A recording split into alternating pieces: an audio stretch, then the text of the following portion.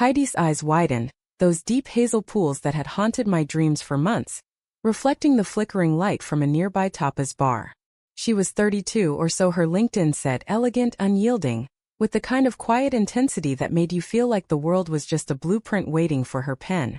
We'd met 6 months ago, when I, Haven Ellis, a burned-out freelance writer from Seattle chasing ghosts in Spain, stumbled into her architecture firm's open house in Seville.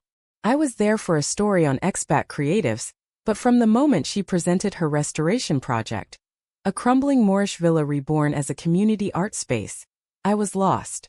Not to the building but to her. The way her fingers danced over the model, tracing curves like they were lovers' spines. The soft lilt in her American-accented Spanish, a remnant of her Boston roots she'd mentioned once over coffee. Heidi Reyes, the architect who could rebuild empires from rubble. That night in Granada, we'd been celebrating the groundbreaking of her latest project. A sustainable ecolodge nestled in the Alpujarras Mountains, where olive groves met the sky. The team had toasted with Rioja until the stars blurred. But I slipped away early, feigning a headache. Truth was, the ache was deeper, a dull throb in my chest that had grown unbearable. So I waited for her in the shadows of the Plaza Nueva, under the relentless Andalusian downpour that turned summer nights into confessions. She emerged from the bar alone, her dark curls frizzing in the humidity, a wool scarf draped loosely over her linen blouse despite the warmth. Haven! Her voice cut through the rain, surprise etching lines around her mouth. She hurried toward me, umbrella forgotten inside, her loafers splashing through puddles. What are you doing out here? You'll catch your death. I laughed, a bitter, watery sound. Death's been chasing me since Seattle, Heidi. This is just punctuation. The words tumbled out before I could stop them, fueled by 3 glasses of wine and a lifetime of unspoken truths. I'd come to Spain on a whim, fleeing the wreckage of my last relationship. A messy breakup with a gallery curator who called my bisexuality a phase one too many times. Granada was supposed to be my reset. Cobblestone streets, flamenco echoes, the freedom to write without the weight of expectations. But then there was Heidi. Steady, brilliant Heidi, who quoted Lorca over late-night revisions and sketched my profile absent-mindedly during client meetings. She'd become my anchor in this foreign tide. And loving her felt like the only authentic thing I'd done in years. She reached me, close enough that I could smell her, bergamot and clay from the day's site visit. Haven, talk to me. What's wrong? Her hand brushed my arm and electricity shot through me, raw and unfiltered. Everything, I breathed. And nothing. God, Heidi, I love you. Not as a friend, not as a colleague. I love you like the rain loves the earth. Fiercely, inevitably. I've watched you build worlds from nothing, and all I want is to be part of yours. The confession hung between us, heavier than the storm, my cheeks burning despite the chill. For a heartbeat the world stilled. Then Heidi stepped back, her face crumpling like wet parchment. Not joy, not reciprocation, shock, laced with something darker, like grief. Haven! Oh God! She pressed a hand to her forehead, rain streaming down her temples. You don't know. You can't know. Know what? My stomach twisted. Had I misread every lingering glance, every shared sunset on the terrace? In America, we'd call this a rom-com beat, the pour your heart out moment before the kiss. But here, in the shadow of Spain's ancient walls, it felt like stepping off a cliff. She shook her head, eyes squeezing shut. We need to get out of this rain. My apartment is just around the corner. Please. I nodded numbly, following her through the labyrinthine alleys, my mind racing. The old Jewish quarter stone houses loomed like silent witnesses, their wrought iron balconies dripping. We'd grab towels, hot tea, and she'd laugh it off, right? Tell me she felt it too. That the late nights poring over blueprints had meant something more. Her place was a third-floor walk-up in the Albayacin, all exposed brick and potted figs, with floor-to-ceiling windows overlooking the Darro River. It smelled of saffron and fresh plaster. Heidi's life in miniature. She flicked on the lights, revealing sketches pinned to every wall. Soaring cathedrals, humble fincas, dreams in graphite and ink. I hovered by the door, dripping, while she vanished into the bathroom, returning with thick towels and a fleece blanket that swallowed me whole. Sit, she said, guiding me to the worn leather couch. Her hands trembled as she poured chamomile from a kettle that whistled like a kettle in a farce. We sipped in silence, the steam curling between us like unanswered questions. Finally, I couldn't bear it. Heidi, if you don't feel the same. It's not that. She set her mug down with a clink, perching on the coffee table across from me, knees almost touching mine. Up close, without the rain's veil, she looked exhausted, shadows under her eyes, a faint tremor in her lip. Haven, there's something I have to tell you. About me. About us. Us. Hope flickered, fragile as a candle in the wind. She took a deep breath, fingers twisting the hem of her blouse. I wasn't born Heidi Reyes. Not entirely. My full name is Heidi Ellis Reyes. And I think you're my sister. The word landed like a seismic fault line, cracking the foundation of everything I thought I knew. I stared at her, the chamomile turning bitter on my tongue. What? That's insane. My last name's Ellis, sure, but my family. Mom and Dad in Seattle, no siblings. I was an only child. A lonely one. Heidi's gaze dropped to her hands. That's what they told you. And me. But we were twins, Haven. Identical. Born in a Boston hospital during a blizzard 32 years ago. Our parents, your parents, my adoptive ones, couldn't handle twins. Financial strain, emotional overload after Dad's layoff. So they kept one, me, and gave the other, you, up for adoption. But it wasn't a clean break. There was a mix-up at the agency. Records sealed, names changed. I only found out last year, when I was restoring that old orphanage in Cordoba and stumbled on digitized files. My mind reeled, fragments of memory surfacing like debris in a flood. The faded photo in Mom's album of a swaddled baby me, with a twin blurred in the background. The way I'd always felt incomplete, like a half-finished novel. No, this is some cruel joke. Prove it. She rose, crossing to a bookshelf crammed with rolled blueprints and leather-bound journals. From a hidden drawer, she pulled a manila envelope, yellowed with age. DNA test. I did it on a hunch after seeing your face at that open house. The resemblance gutted me, but I couldn't say anything. Not until I was sure. She slid the papers across the table. Bar graphs of genetic matches, 99.9% identical. Photos too, baby pictures that could have been mirrors. My throat closed, tears hot and unbidden. Why didn't you tell me sooner? All those months laughing over paella, wandering the markets. You knew. Guilt, she whispered. And fear. What if you hated me? What if it ruined the only real connection I'd felt since moving here? Spain was my escape too, you know, from a string of failed flings back home, from feeling like the family screw-up. Architecture was my way of building something solid. Then you showed up, like fate's twisted punchline. I stood, pacing the room, the blanket pooling at my feet. Rage bubbled under the shock, betrayal sharp as a serrated edge. You let me fall for you. Let me build this fantasy where we could be everything. And it was all a lie. It wasn't a lie, she pleaded, standing too close enough to touch. The laughs, the late nights, they were real. You're the first person who's seen me, Haven. Not the architect, not the orphan success story. Me. But I recoiled, the air between us thick with what could never be. Love, the kind I'd confessed to, twisted into something forbidden. A labyrinth without exit. Outside, the rain eased to a drizzle, but inside, the storm raged on. That night, I left her apartment with the DNA papers clutched in my fist, hailing a cab back to my rented casita in the hills. Granada's lights blurred past, a watercolor of minarets and mischief. Sleep evaded me, my mind a whirlwind of if-onlys. If only I'd stayed in Seattle. If only I'd never chased that story. If only twins could rewrite their stars. The next morning dawned cruelly bright, the sun mocking my red-rimmed eyes as I packed a bag. I needed space, time to process this seismic shift. A train to Madrid perhaps, or back to Seville where it all began. But as I zipped my suitcase, my phone buzzed. A text from Heidi. Please, meet me at the site. We need to talk. For real this time. Against every instinct screaming run I went. The Ecolodge groundbreaking was a hive of activity. Workers in hard hats hauling rebar. Locals chatting over café con leche. Heidi stood apart, clipboard in hand, her posture rigid as the scaffoldings rising behind her.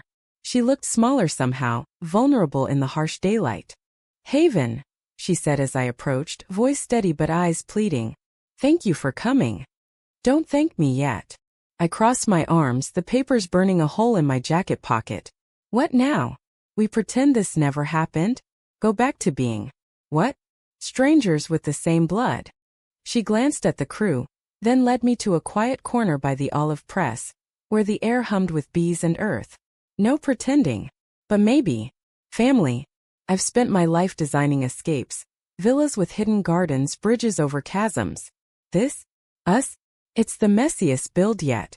But worth it. Family. The word landed softer this time, less like a cage, more like a key. I thought of my adoptive parents, their awkward pride at my bylines, the hole they'd never filled. Of Heidi's stories, her abuela in Boston, teaching her to mortar bricks like mending hearts. We'd both been adrift, piecing lives from fragments. Maybe, I echoed, the fight draining from me. But it hurts, Heidi. Knowing what I felt, what I still feel in some twisted way. She nodded, tears glistening. Me too. That's the betrayal, isn't it? Not the secret, but the what ifs it steals. We stood there, two halves of a whole, the mountains cradling our silence. For the first time I saw her not as the object of desire, but as a mirror, flawed, fierce, familiar. As the crew called her back to work, she squeezed my hand. Stay in Spain. Help me build this place. Not as lovers. As sisters. I lingered after she left, tracing the lodge's foundation with my boot. Roots in the soil, branches to the sky. Perhaps that's what family was, not blood alone but choice. The kind that withstands storms. But shadows loomed. That afternoon, digging through old emails on the train platform, I found it. A message from the adoption agency forwarded years ago by Mom. Sealed records. No siblings. A lie? Or protection? My fingers itched to call home to unravel the threads. Little did I know the real unraveling was just beginning. The high-speed avenue to Madrid sliced through Spain's sun-baked heartland like a scalpel through scar tissue, leaving Granada and Heidi behind in a blur of terracotta roofs and jagged sierras. I slumped in my window seat, the DNA papers spread across my lap like a cursed map. 32 years of solitude, and now this. A sister. A love turned legend, forbidden by the very biology that bound us. My phone stayed silent. No follow-up from Heidi, no panicked call from Seattle. Just the rhythmic clack of rails, echoing the fracture in my chest. Madrid greeted me with its relentless pulse. Gran Via's neon frenzy, Retiro Park's whispered oaks. I checked into a boutique hotel near Puerta del Sol. A nook of velvet drapes and gilt mirrors that felt absurdly opulent for my unraveling state. The clerk, a wiry man with a mustache like a broom, handed me a key with a flourish. Bienvenida, señora.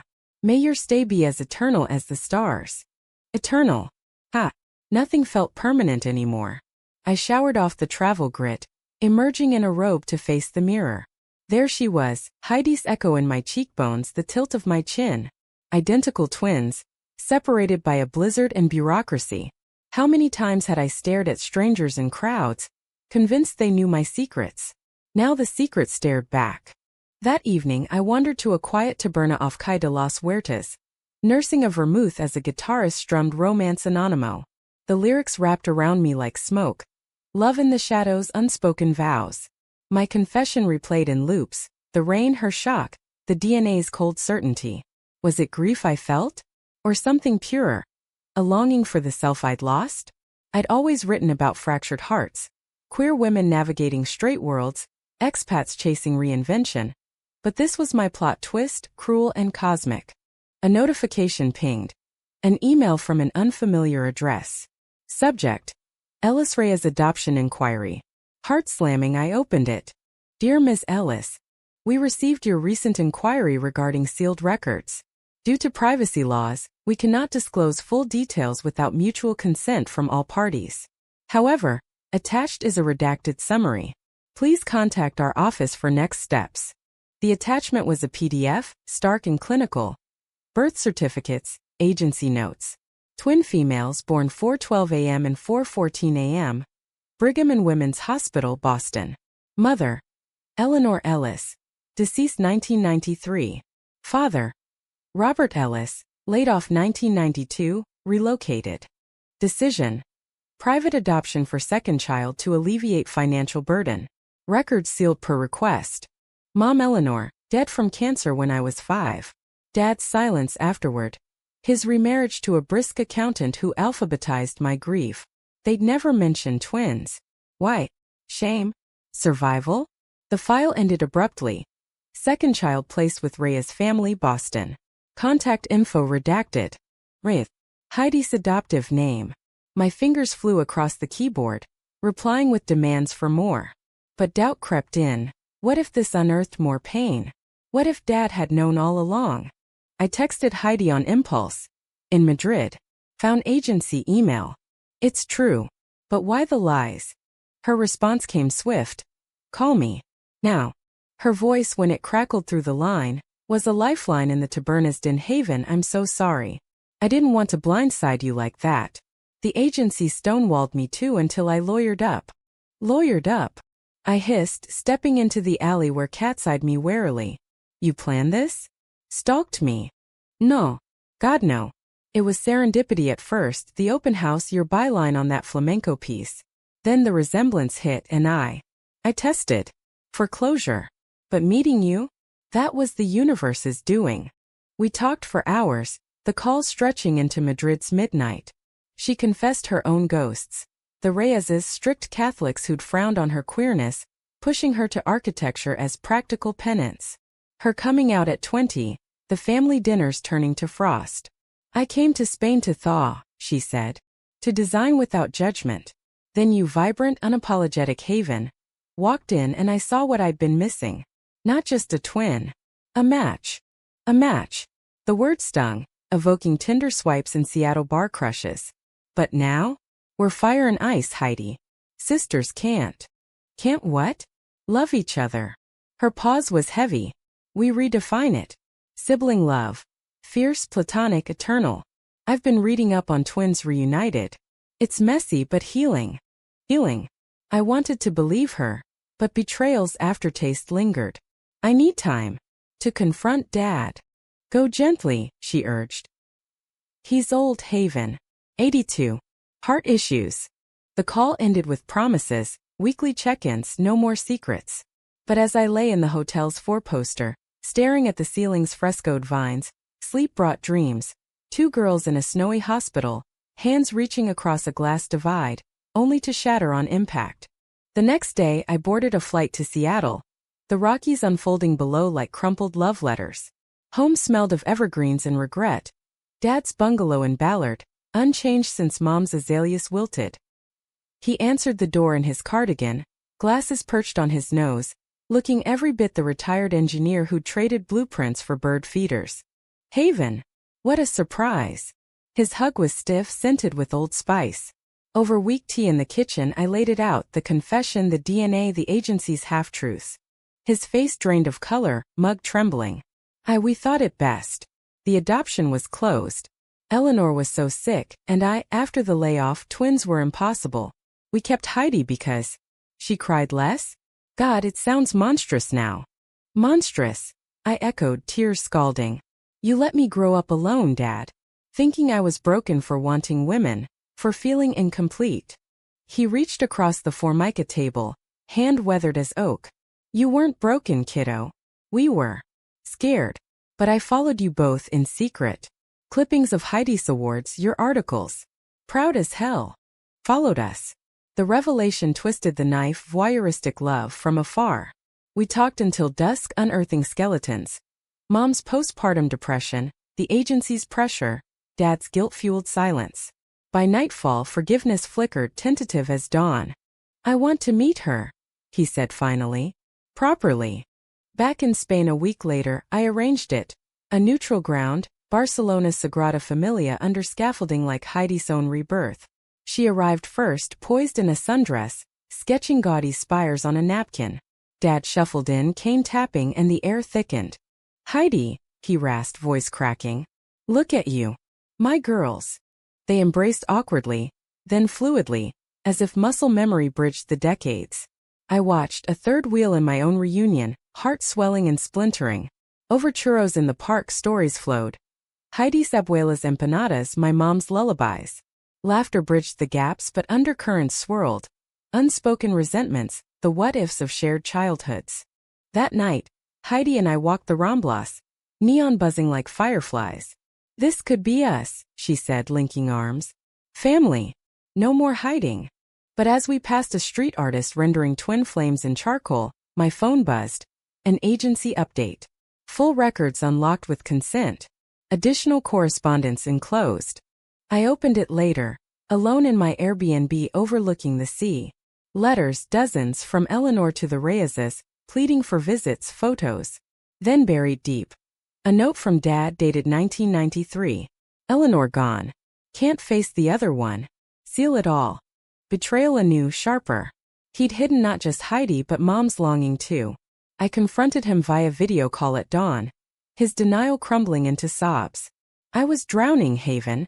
Thought sealing it saved us pain. Pain finds a way, I whispered. Like roots through concrete. Heidi, sensing my storm, drove from Valencia that afternoon. We met on the beach at Barceloneta, waves crashing like unresolved chords.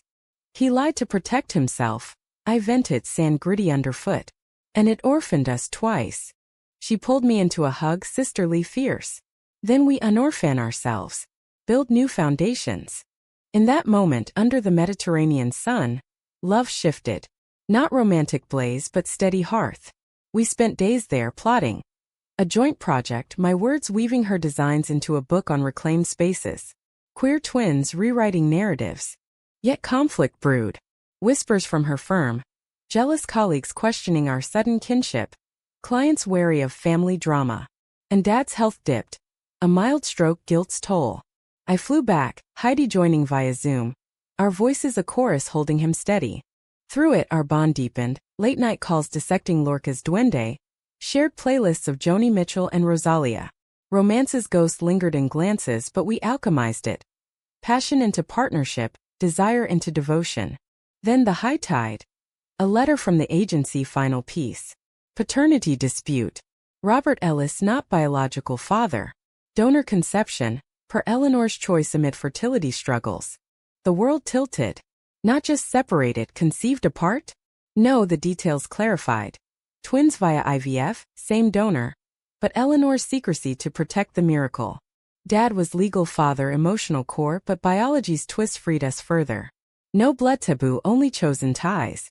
Elation crashed into rage. At secrets layered like Granada's palaces. Heidi and I met in Seville, the Villa Project site, amid blooming jasmine. We're not bound, I said, half laughing, half sobbing. We chose each other. Her smile radiant. Always did. But betrayal's echo demanded reckoning. We confronted Dad together in his hospital room, monitors beeping like metronomes. You knew about the donor? Heidi asked, voice steel. He nodded, frail. Eleanor wanted it quiet. Twins were the gift. I failed to share it. Forgive. I pressed hand in Heidi's. Try, he whispered. Love you both. As he stabilized, we returned to Spain, the ecolodge rising like phoenix from earth. Workers sang flamenco refrains. Locals brought figs as offerings. Our book took shape, twin arcs. Rebuilding from ruin, blending architecture and memoir. A testament to queer resilience, sisterly fire. Yet drama peaked one stormy eve in the Alpujarras. A rival architect, envious of Heidi's acclaim, leaked scandalous rumors. Incestuous twins? Hollywood hoax. Tabloids pounced, Spanish and American, twisting our story into salacious pulp. Phones rang off hooks. Clients balked. We holed up in the half-built lodge, thunder rattling beams. They'll bury us, Heidi fretted, pacing. Or we'll rise, I countered, pulling her to the window. Lightning illuminated the valley, wild, unbowed. Our truth stronger than their lies. We issued a joint statement. Raw, unfiltered. Separated by secrets, reunited by choice. We're sisters, creators, lovers of life, not tabloid fodder. Support flooded. Queer communities, expat networks, even gaudy scholars citing sacred geometry of family. The backlash faded but scars remained. Trust, fragile as fresco, required tending. Dad visited in spring, wheelchair-bound but beaming, sketching crude lodge plans with us. My girls, he'd murmur, eyes misty. Through it our love evolved, platonic profundity, laced with the romance of shared survival. Stolen sunsets, not kisses. Blueprints co-drawn, not beds shared. In America, we'd call it found family, the kind that defies DNA. Autumn gilded the Sierra Nevada, turning olive leaves to gold as the Eco Lodge neared completion. A sanctuary of rammed earth walls and solar-veined roofs, Heidi's vision made manifest. I contributed words, plaques etched with poems on resilience, a library nook stocked with Lorca and Audre Lorde. Our book launched quietly in Granada, a reading under lantern light, drawing a crowd of artists and allies who toasted to Arcs Unbroken. Dad beamed from his Seattle feed, friendlier but fierce, whispering, "You did it, girls." Yet beneath the triumph undercurrents stirred. The tabloid storm had forged us closer, but exposed fissures, Heidi's perfectionism clashing with my impulsive prose, old wounds from parental silences resurfacing in arguments over design details. "It's not just aesthetics," she'd snap during a heated debate over the atrium's light well. "It's legacy. And legacy without heart is just stone," I'd retort, storming to the terrace, the valley's echo mocking my solitude.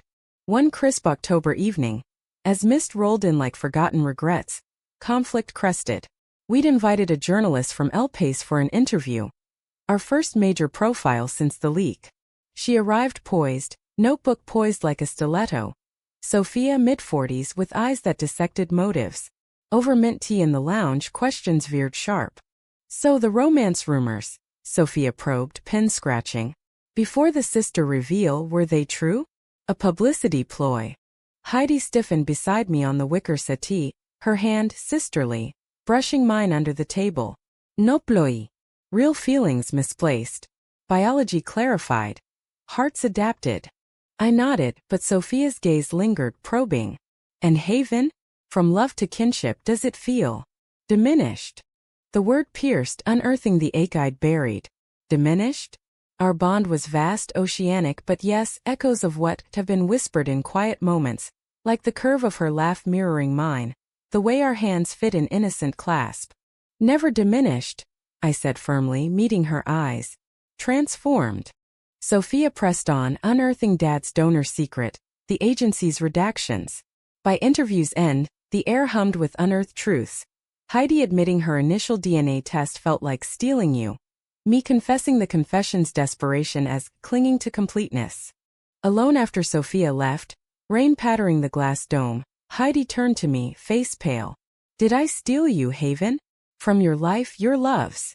I pulled her into the atrium, where rainwater cascaded into a central pool, mimicking Alhambra's patios. "You gave me life. The missing piece. But yeah, it hurts sometimes, knowing we glimpsed something else first." Tears mingled with rain on her cheeks. "I dream of it too. Parallel worlds where we're free." We wept then, not in defeat but release, acknowledging the love's ghost without letting it haunt. "We're enough," I murmured, forehead to hers. Sisters, architects of our own damn story. The high tide receded, leaving smoother shores. Sophia's piece ran humane. Twin flames. A love story reimagined, focusing on reinvention, not scandal. Book sales surged, invitations poured, TEDx talks, queer-lit fests. Dad, recovering, even co-authored a foreword on building bridges over chasms. Winter brought Barcelona's chill, and with it our most human hour. Heidi's firm hit turbulence. A major client pulled funding amid economic jitters, threatening the lodge's final phase. Sleepless, she confided over mulled wine in a Gothic quarter bistro. "What if I fail? Like they said, the orphan who builds to prove she's whole." I took her hand across the scarred oak table. "Failure's just a draft. We revise." Together we crowdfunded. My words rallying donors, her renders inspiring. Strangers chipped in.